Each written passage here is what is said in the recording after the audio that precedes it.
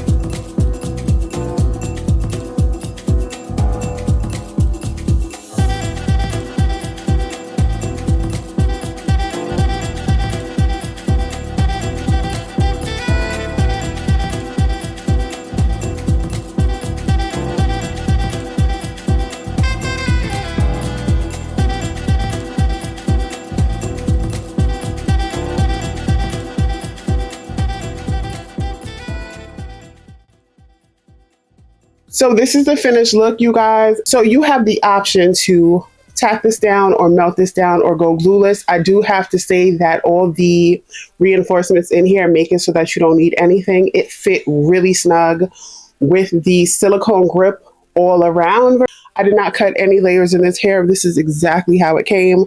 They have the curtain bangs cut in here with layers, face framing layers, and it is gorgeous. I left it like this. I typically comb my curls out, but for this texture hair, I feel like it does better when you let it drop naturally. So although I did curl this initially and then you saw me go in and comb it out, I did not like the way that looked. So I went back, recurled it, and left it as is. And now the curls are starting to drop on their own. And as you can see, that gives me that perfect loose wavy look instead of forcing it and combing it out prematurely.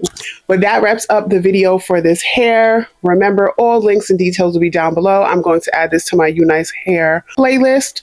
Definitely check out that playlist to see other affordable, easy to install pre-everything wigs from Unice. Shout out to them for sponsoring another video. Shout out to y'all for clicking on another video, and I will see you in the next one. Bye.